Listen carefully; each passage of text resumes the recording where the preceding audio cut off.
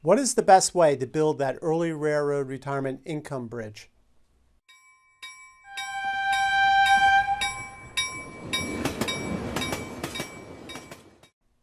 Welcome everyone to another edition of the Highball Advisors Railroad Retirement Whiteboard. My name is John McNamara of Highball Advisors, and today we're going to talk about those railroaders that might have 30 years and they're before the annuity starts, right? Before 60. You know, I have a lot reach out to me, hey, I'm 55, I'm 56, I got my 30 years. I've had some people reach me at 49. I got my 30 years at 49 years of age. It's unbelievable. So how are you going to build that railroad retirement, that income bridge before the annuity starts? Right? You say, okay, I'm done with the railroad, I got to leave, but obviously I need income. So there's a lot of different ways, and I've done videos on that. So this one, I thought I talk about the rule of 55, okay, and the 72T rule, okay. Those are two ways of possibly building a retirement income bridge. So let's just go through high level what both of them are, and then the pros and cons. All right. So the rule of 55 is when you leave a job on or after the age of 55, you can start, you can't roll the money over the IRA from your, this is from your 401k, right? And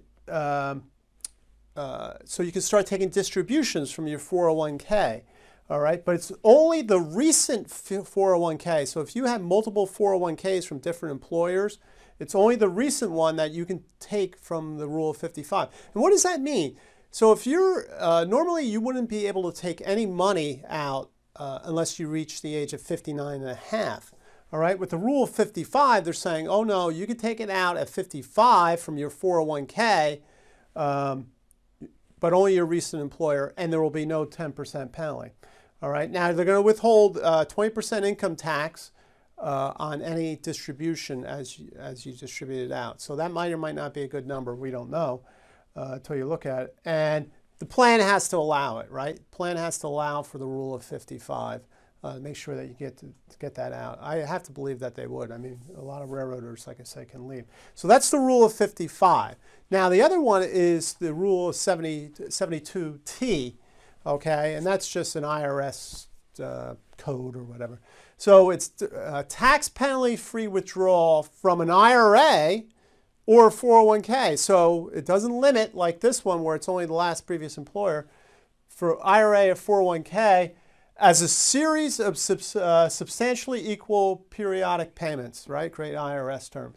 Okay, now what's interesting about that is you could start that at any age. Here you have to wait for 55, and then this one you can start at any age. And the way it's going to work is you're going to set it up. There's a formula. I won't get into the formula, but basically you're getting it's the same amount of payments every month, okay, until at least 5 years. You have to, it has to do for 5 years or until you're 59 and a half, whichever is longer, all right? So if you start at 57, you got to go to 62, and then you might say, geez, I'm drawing down my IRA or 401k, and I started my annuity at 60, so this might not be good. So those are the things you have to think about.